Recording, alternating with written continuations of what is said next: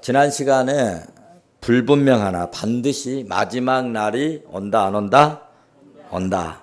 온 세상 사람들이 다 그럴 리가 없다.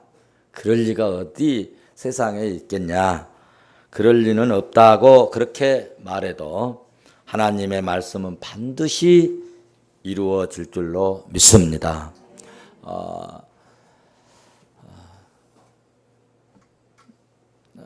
창세기 6장을 보면 노아 시대에 방주를 만들 그런 시기에 수많은 사람들이 그럴 리가 있냐. 이 좋은 날에 홍수가 어떻게 그렇게 나서 사람들이 죽을 수 있겠냐.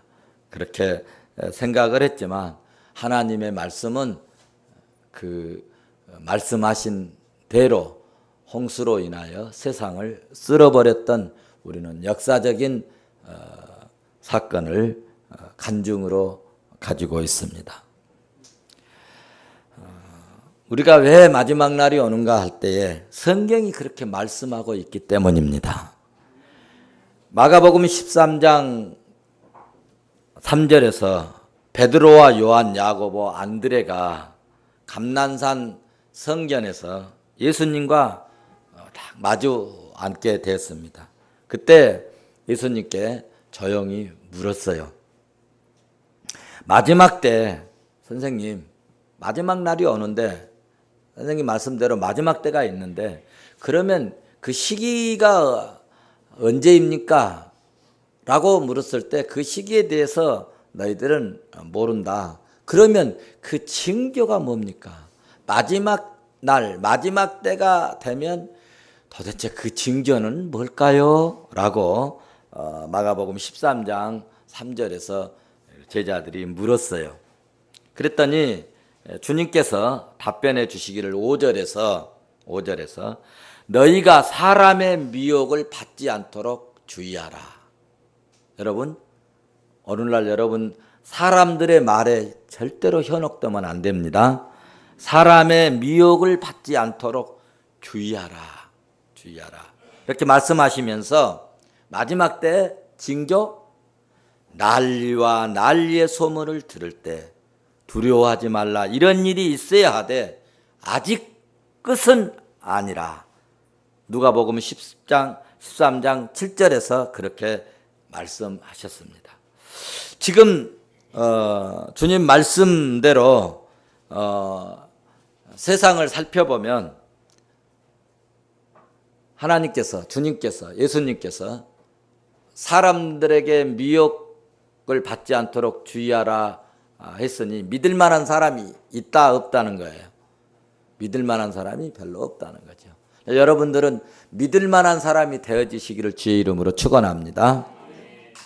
지금 주님 말씀대로 세상에 정말 믿을 만한 사람이 주변에 많지 않고, 혹시 여러분 정말 내가 믿을 수 있고 또 믿고 따르는 사람이 있다면 그것은 놀라운 축복인 줄 믿습니다. 우리나라 국내만 보더라도 지금 온통 뭐예요? 난리입니다. 난리.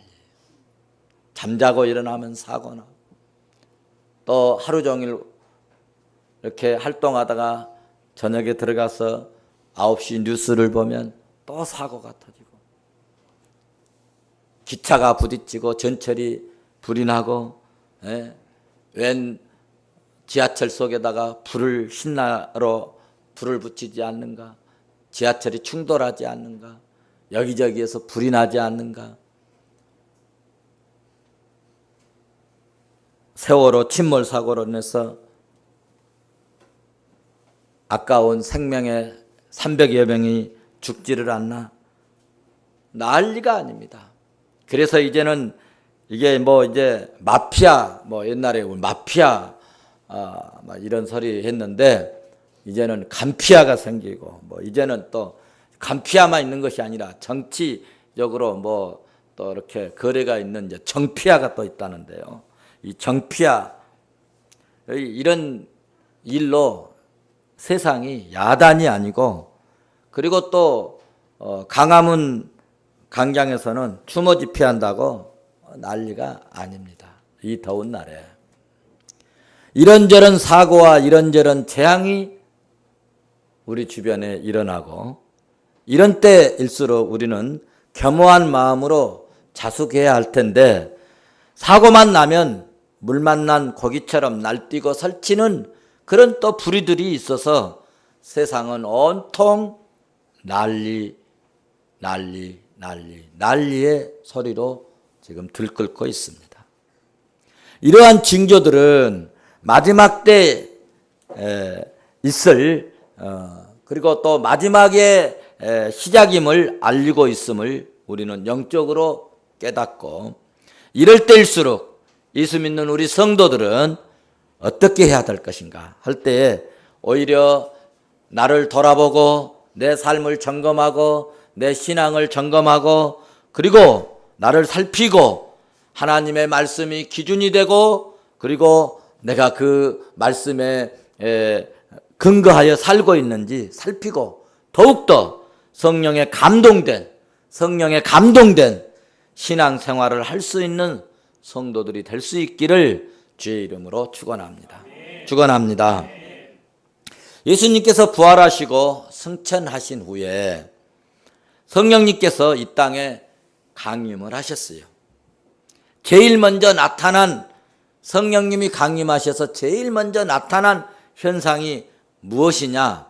그것은 여러분 교회였습니다. 뭐가 성령님이 오셔서 뭐가 가장 먼저 나타나느냐 하면 그것은 교회가 탄생했고 교회가 설립되어졌습니다. 그러므로 사도행전은 교회의 역사를 보여주는 그런 기록이기도 합니다. 이 땅에 교회가 생기고 그 교회가 어떻게 사람들을 살리고 어떻게 교회를 세우고 그리고 교회가 어떻게 사람을 세워갔는가를 잘 가르쳐 주는 말씀이 사도행전이고 그래서 사도행전은 교회의 영광을 보여주고 하나님의 사람들의 영광스러운 삶을 보여주고 있는 말씀이라고 그렇게 말할 수가 있습니다. 그래서 교회는 병이나 낫고 부자가 되게 하는 그런 집단, 그런 모임이 아니고 교회는 물질의 풍성함을 공급하는 것이기도 하지만 교회는 눈물이 있고 교회는 감격이 있고 교회는 하나님의 영광이 있는 것이 바로 교회인 것입니다. 사도행전을 보면 앞부분은 베드로 사도의 성령 충만한 활동이 1장부터 이제 시작해서 2장부터 시작해가지고 성령 강림이 임하고 그리고 12장까지 이 베드로의 성령 충만한 활동이 12장까지 기록되어 있습니다. 정리를 한다면.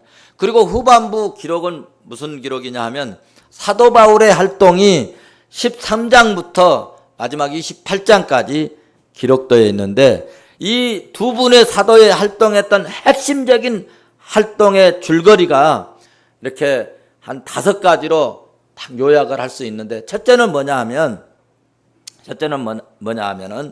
정말 그들의 활동을 통해서 성령의 도우심으로 교회가 설립되고 사도들이 능력을 받아서 고난 속에서도 핍박 속에서도 강하고 담대하게 사역을 성령의 활동을 사명을 감당할 수 있었다는 것입니다.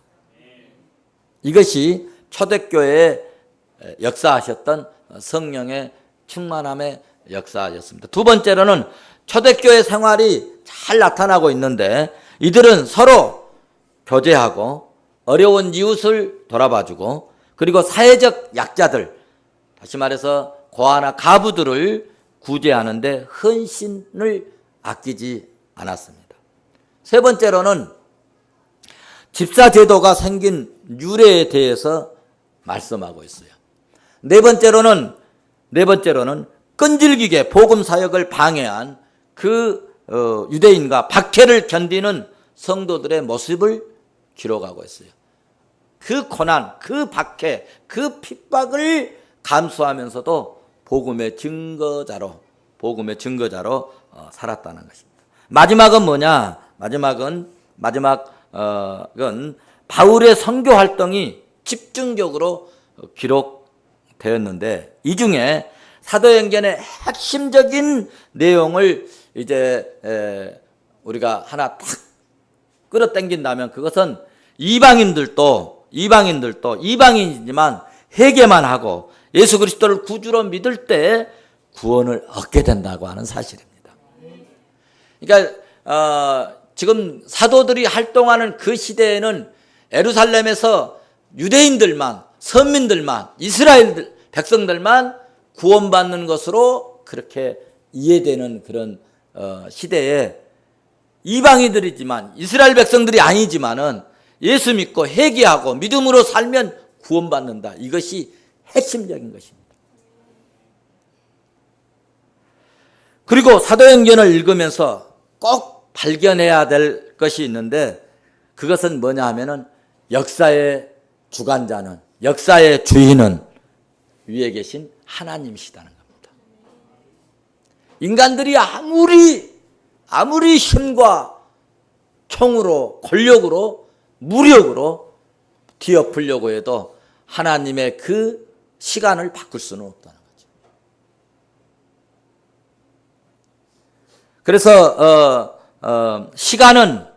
시간의 주인은 하나님이시다. 시간의 주인은 하나님이시다.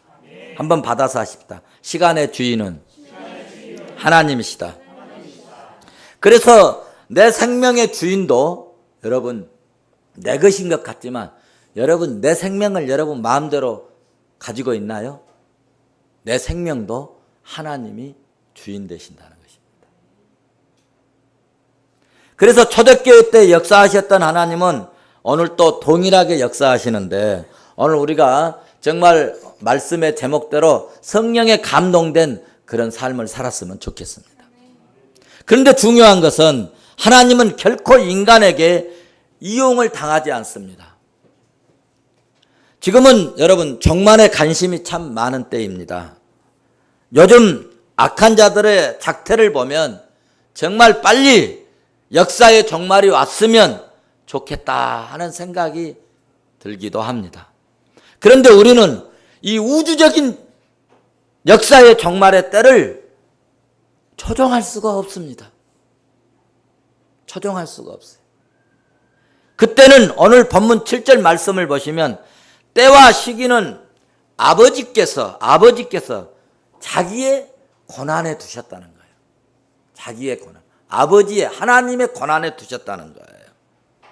무슨 말씀이냐 하면은 그 때와 시기는 여러분 하나님께 맡기고, 8절에서 우리에게 너희들이 이제 할 일에 대해서 말씀하고 있는데, 그것이 뭐냐 하면은 너희는 오직 성령의 충만함을 받으라는 것입니다. 그래서 권능을 받고 예루살렘과 온 유대와 사마리아와 땅끝까지 이르러 뭐가 되라? 증인이 되라고 말씀하셨습니다. 사랑하는 성도 여러분, 이와 같은 주님의 말씀을 볼 때 우리는 세상에서 일어나는 일이나 사건이나 사고에 대해서 지나치게 반응하지 말고, 오직 성령 충만하고 성령에 감동된 삶을 생활로, 우리의 몸으로, 삶으로 보여주는 그리스도인이 되었으면 좋겠습니다. 그런데 우리의 생활을, 우리의 믿음 생활을 내가 잘 하고 싶은데, 그런데 결코 그런 것들은 나의 의지로 될 수가 없습니다. 나의 의지로는 아무것도 할 수 없다는 사실입니다. 여러분 생각엔 거룩하게 살고, 오늘 아침에도 여러분 올상 예배를 드리는데 올상 예배 다 드리고 싶은 마음이 없는 사람이 어디 있겠어? 다 오고 싶어요. 다 나오고 싶어요. 나오고 싶죠? 나오고 싶었죠? 나는 절대로 안 나가. 그렇게 생각한 사람 있어요? 없어요. 다 정도 맞춰놓고 뭐 따라 일어나라, 너도 가자, 같이 가자 다 해놓고도 못 나온 사람이 있대요. 못 나온 사람이 있어요. 내 마음대로 내 의지대로 안 된다는 것입니다. 안 돼요. 그래서 여러분, 우리의 삶은 정말 내가 마음대로 할 것 같지만은 절대로 나의 마음대로 나의 의지대로 꼭 되어지지 않는다는 거예요. 그래서 우리는 어떻게 해야 되느냐? 성령님을 의지해야 되고, 성령님의 능력을 힘입어야 되고, 성령님의 도우심을 바라보면서 또 도우심을 힘입어서 살아야 됩니다. 그러려면 성령의 충만함을 받아야 하고, 참된 그리스도인의 이 모습으로 이제 우리의 삶의 열매로 이렇게 보여줄 수 있는 그런 은혜가 있어야 될 줄로 믿습니다. 그래서 오늘 본문 5절은 주님이 말씀하셨어요. 성령으로 뭐를 받으라? 성령으로 뭘 받으라? 세례를 받으라. 성령으로 세례를 받으라. 그동안에는 예수님이 이 땅에 오셔가지고 예수님이 부활하시기 전에 그동안에는 뭘로 세례를 받았어요? 물로 세례를 받았어요. 그런데 이제는 성령으로 세례를 받으라 하셨습니다. 자, 그러면 성도 여러분, 성령이 임하면 성령의 세례를 받게 되고요. 이 성령의 세례는 시각적으로 혹은 청각적으로 혹은 전인적으로 우리에게 나타나는 그런 역사입니다. 성령은 단순한 지적인 대상이 아니에요. 지적으로 이해하는 것이 아니에요. 신앙의 어떤 관념이 결코 아닙니다. 성령은 살아 역사하시는, 전지전능하신 이 살아 역사하시는 하나님이시고, 능력으로 부활하신 예수 그리스도의 영이시고, 살아 역사하시는 그리스도께서 내 속에 활동하는 것이 성령의 충만함이고, 그러므로 성령 충만하게 되면 주님이 내 삶에, 주님이 내 생활에, 주님이 내 인생에 이렇게 이제 오셔서 관여해 주십니다. 개입해 주십니다. 주님이 내 삶에 그러므로 접촉하고 나와 실제로 뭐 하는 거예요? 만나 주시는 거예요. 할렐루야. 날마다, 그러므로 시간마다 이 사고 많고 위험한 이 세상에서 날마다 시간마다 주님과 만남이 있기를 주의 이름으로 축원합니다. 성도 여러분, 성령의 세례를 받고 성령 충만해져서 성령에 감동된 은혜가 임하면 그러면 어떤 현상이 일어날까? 어떤 현상이 일어날까? 성령이 감동되면 여러분 수만 가지의 역사가 나타나는데 그 중에 핵심적인 것 두 가지가 있어요. 성령의 충만함을 힘입으면 반드시 나타나는 핵심적인 두 가지가 있는데 그것이 뭐냐? 첫째는 성령이 나에게 임하면요 능력을 얻습니다. 나는 부족하고 선천적인 소질이 없었지만 성령이 역사하면 내가 할 수 없는 것을 잘할 수 있도록 희한한 능력을 주십니다. 희한한 능력을 주세요. 손가락이 없어도 하나님이 은혜를 주시면요 피아노를 칠 수 있습니다. 할렐루야. 저를 봐도 그런 것 같아요. 저는 정말 말주변이 부족합니다. 정말 말주변이 늘 부족하다. 그래서 말 잘하는 분 보면은 아유, 어떻게 저렇게 말을 잘하지? 어쩌면 저렇게 말을 잘할까? 그런 것이 정말 부러워요. 저는 말주변이 부족해요. 그런데 제가 목회자가 되고 이만큼 설교할 수 있는 것은 성령의 능력을 힘입은 줄 믿습니다. 성령의 능력은 세상적이 주는 그런 능력이 아닙니다. 인간적인 능력이 결코 아니에요.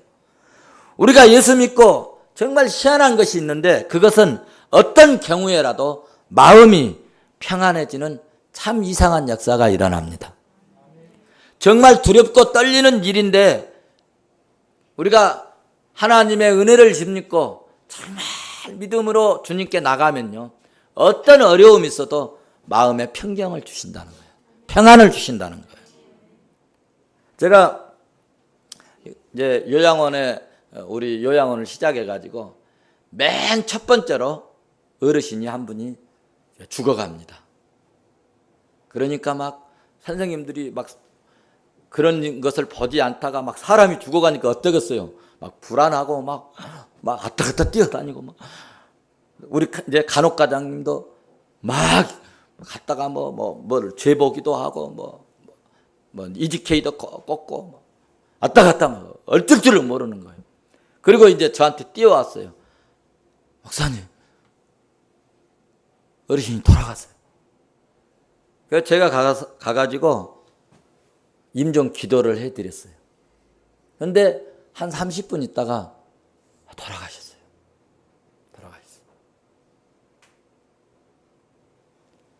그리고 이제 그 장례 이렇게 다 이제 치르도록 다 영안실로 보내고 났는데 그 간호과장이 하는 말이 있어요. 목사님, 아니 세상에 어떻게 사람이 죽어가는데 그렇게 편안할 수 있어요? 침착하세요? 저는 너무너무 놀랐습니다. 그래서 제가 하는 대답이 있었는데 그 대답이 뭐냐? 예수 믿으면 그렇게 되는 거야. 예수 믿으면 그렇게 되는 거야. 저도 사실은 처음으로 죽어가는 사람 이렇게 보면서 긴장 안 되겠습니까? 안 놀랐겠습니까? 이거 어떻게 처리를 해야 돼? 이거 뭐 가족한테 어떻게 얘기해? 이거 병원으로 실어가야 돼. 별 생각이 다 드는 거예요. 그럼에도 불구하고 마음의 평경을 하나님이 주시는 것을 이렇게 그때 체험하게 되었습니다. 요한복음 14장 27절에 말씀하시기를 이 평안은 세상이 주는 평안이 아니니 그러므로 너희는 마음에 근심하지도 말고 두려워하지도 말라. 맞습니다. 사도들을 봐도 그렇고요. 초대교회 예수 믿는 성도들을 보면 세상이나 죽음에 대해서 전혀 두려워하지 않고 평안을 유지하는 것을 우리는 볼 수 있습니다. 세상 살면서 여러분 사고가 없을 수 없습니다. 세월호 같은 사고가 일어납니다. 장성에서 일어났던 그런 화재에 대해서 하마로 인해서 죽음을 당할 수도 있습니다. 그러나 예수 믿는 성도들은 사고 때문에 지나치게 흥분하지 않는다는 거예요. 마음의 평경을 잃지 않는다는 것입니다. 바울과 실라가 감옥에 들어가면서도 매를 그렇게 얻어맞고 들어갔지만 그곳에서 내가 무슨 죄를 졌냐고, 사람을 죽였니, 사기를 쳤니, 그렇게 분통을 터뜨리지 않았습니다. 오히려 그 속에 들어가서 하나님께 찬양을 했다는 사실을 여러분 아십니까?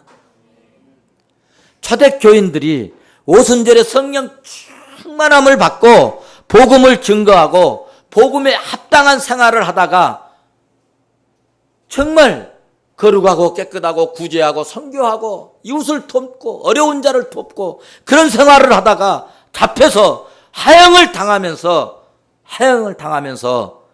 또 주님께 영광을 돌리고 찬양을 하는 이런 모습, 이런 죽음을 맞을 수 있었던 힘이 여러분 어디에서 나오겠습니까? 스데반 집사가 돌에 맞아 죽으면서도 어떻게 무슨 힘으로 얼굴에 천사와 같이 하는 그런 모습으로 죽어갔겠습니까? 요셉이 애굽으로 종으로 팔려가면서도 분통을 터뜨리지 않았습니다. 애굽에서 억울하게 감옥에 들어갈 때도 여러분 분통을 터뜨리지 않았습니다. 이들은 세상이 주는 평안이 아니라 하나님이 주시는 평안, 성령이 주시는 평안, 이런 평안을 그 가슴에 임한 줄로 믿습니다. 바로 이런 것이 성령 하나님으로부터 우리에게 오는 구체적인 능력이라는 말씀입니다. 하늘의 능력은 땅의 것으로 절대로 여러분 얻을 수가 없습니다. 여러분, 성령의 능력을 아무리 돈 주고 살려고 해도 어떤 권세로도 그 성령의 능력을 빼앗을 수가 없고 소유할 수가 없는 거예요. 그래서 이 성령의 능력은, 하늘의 능력은 오직 믿음으로, 오직 하나님의 은혜로만 가능합니다. 마가복음 16장 17절에서 그렇게 말씀하셨습니다. 믿는 자들에게는 돈 있는 자들에게, 권세 있는 자들에게가 아니라 믿는 자들에게는 이런 표적이 따르리니 곧 저희가 내 이름으로 귀신을 쫓아내며 새 방언을 말하며 뱀을 집으며 무슨 독을 마실지라도 해를 받지 아니하며 병든 사람에게 손을 얹은즉 나으리라. 할렐루야. 만약에 이것을 돈 주고 살 수 있고 권세 있는 자가 이런 것을 행한다면 세상이 어떻게 되겠습니까? 그런데 돈이 있어도, 권세가 있어도 이런 능력이나 이런 역사들을 소유할 수가 없다는 거예요. 그러니까 제가 목사가 되고 목사 일을 하고 목회 일을 하고, 할렐루야. 성령이 임하면 이런 능력이 나타납니다. 성령이 충만하면 영적으로 힘이 생기고, 여러분 육체적 활동에도 능력을 주시고, 영적인 활동에도 능력을 주시고, 정신적인 활동에도 능력을 주시고, 지혜로운 능력도 주시고, 믿는 자들에게는 병 고치는 능력도 주시고, 독을 마실지라도 해를 받지 않는 능력을 초자연적으로 은혜를 베풀어 주실 줄로 믿습니다. 저는 여러분 석유나 휘발유를 한 컵 정도 들이마시면 여러분 어떻게 되겠습니까? 이장이 빵꾸 나든지 이가 불이 나버리든지 그럴 것 아니겠습니까? 그런데 옛날 어렸을 적인데, 청년 때, 학생 때인데, 그 광이라고 아실랑가 모르겠어요. 광. 쌀 두지 놔두고 이런 광이 있는데, 그때는 이제 이렇게 약 뿌리는, 농약을 치는 그 엔진이 있었는데, 그런 엔진에다가 휘발유를 넣어서 이렇게 엔진을 돌리고 하는 때인데, 그런데 그 휘발유를 이런 이제 창고에다 놔두는 게 아니고 그 휘발유병을 광에다 놔뒀어요. 그 휘발유는 약간 어때요? 하얗습니까? 어떻습니까? 예? 약간 불그르스름하죠. 꼭 무슨 차 같아요? 어미자차 같아요. 그래서 우리 어머님이 어미자차를 여기다가 이렇게 손님들 오시면 주시려고 숨겨놨는가 보다. 그리고 갈증도 나고 여름에 그냥 그때는 배도 고플 때고, 그래서 어미자차 어머니 모를 때, 안 계실 때 좀 들여 마시고, 그러면 이제 또 자국이 나잖아, 티가 나잖아요. 그러면 갖다 물 좀 부어놔야 되겠다. 그리고 꿀꺽 마셨어요. 마셨는데 앵걸 이게 휘발유였어요, 휘발유. 그래서 휘발유를 제가 페트병으로 한 병을 마셨어요, 한 병을. 이야, 그때 저 안 죽니라고. 그런데 하나님께서 목사를 만드시려고 여러분 안 죽이셨어요. 그래서 나는 이제 그때 당시는 제가 성경을 몰랐는데, 성경을 읽으면서 무슨 독을 마실지라도 해를 받지 않는다. 할렐루야. 그렇다고 여러분 독 마시지 말고 그런 것을 체험한 적이 있습니다. 여러분, 저는 정말 하나님의 은혜로 큰 하나님의 도우심, 은혜, 이런 능력을 참 많이 체험했습니다. 죽을 고비를요 몇 번 넘겼어요. 겨울 바다에서 빠져서 죽을 뻔했고, 시간이 없어서 제가 자세히 말씀을 안 드립니다. 달리는 길차에, 신체 검사 받은 날 달리는 길차에서 떨어졌어요. 떨어지니까 친구들이 다 집에다가 연락하기를 서구 죽었어요. 그리고 연락을 했어요. 그런데 아직도 안 죽었습니다. 최서구는 아직도 안 죽었습니다. 교통사고로, 그리고 한때는 복수가 차고 얼굴이 새카매지고, 그런 상황에서도 병으로 죽을 뻔했지만 지금 이렇게 왕성하게 사명 감당하고 있는 것은 하나님의 절대적인 은혜인 줄로 믿습니다. 경제적으로도 엄청난 부유함을 저는 하나님의 은혜로 이렇게 축복을 받았습니다. 저는 우리 성도들이 이 말씀을 듣는 성도들이 이런 능력을 이런 성령의 충만함을 힘입으시기를 주의 이름으로 축원합니다. 축원합니다. 이런 능력은 언제 주시느냐? 믿을 때 주신다는 것입니다. 믿는 자들에게 주셨다는 것입니다. 이런 능력을 체험할 수 있기를 주의 이름으로 축원합니다. 마지막 두 번째로는, 첫째로는 성령 충만하면 뭘 주신다고요? 능력을 주신다는 거예요. 희한한 능력을 주십니다. 능력을 주시고, 둘째로는 뭘 주시느냐? 증인이 될 수 있는 은혜를 주세요. 성령 충만함의 능력을 힘입게 되면 복음의 증거자가 되고 예수 그리스도의 증인이 됩니다. 은혜 받고 성령 충만함을 힘입게 되면 만나는 사람마다 교회 이야기합니다. 차 마시면서 목사님 자랑하고 주님 말씀하고 성경 이야기하고 복음 증거하고 전도하고 싶어서 예를 씁니다. 우리 교회가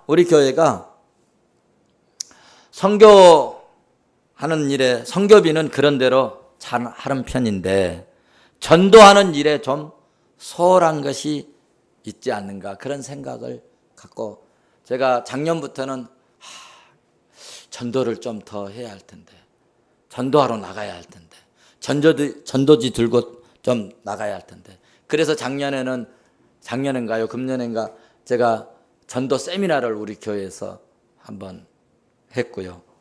그리고 마음속으로 늘 기도합니다.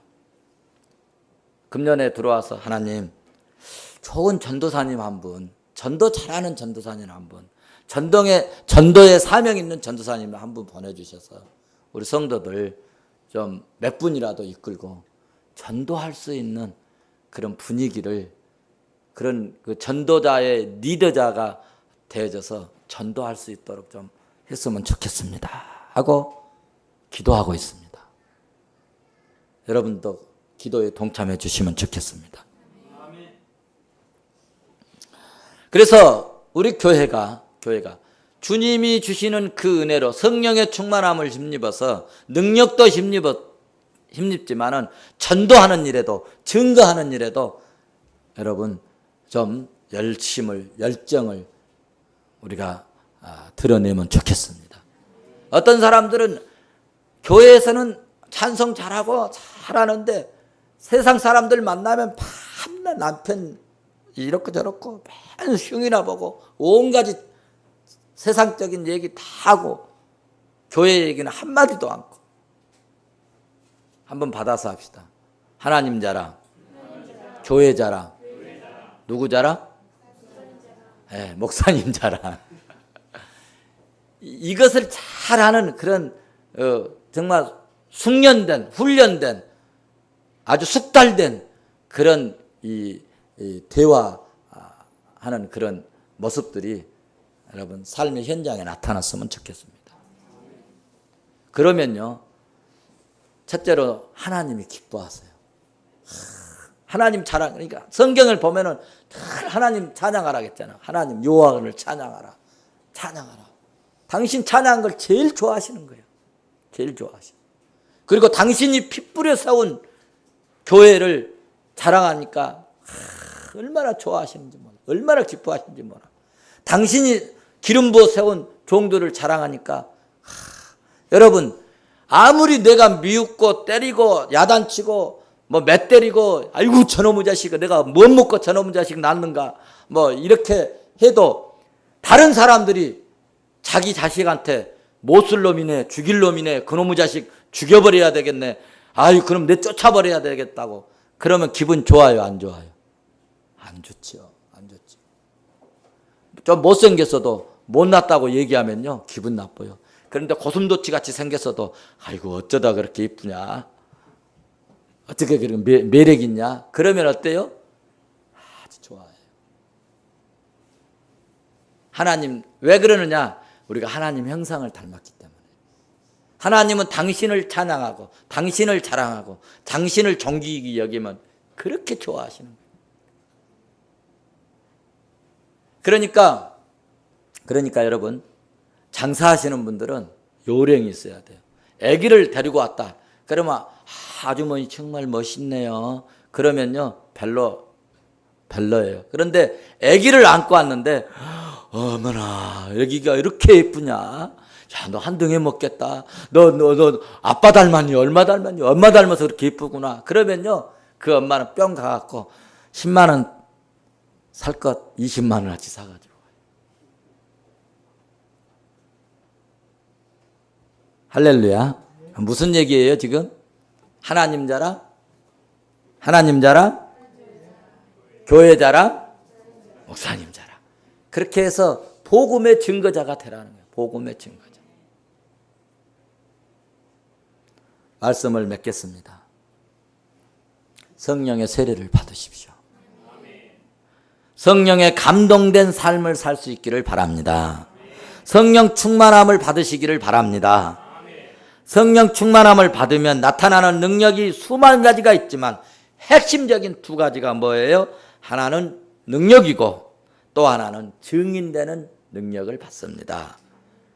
우리 예수 믿는 성도들은 세상적인 능력이 아니라 세상적인 힘으로 살지 말고 오직 성령의 능력으로 성령의 역사하심으로 살 수 있기를 주의 이름으로 축원합니다. 축원합니다.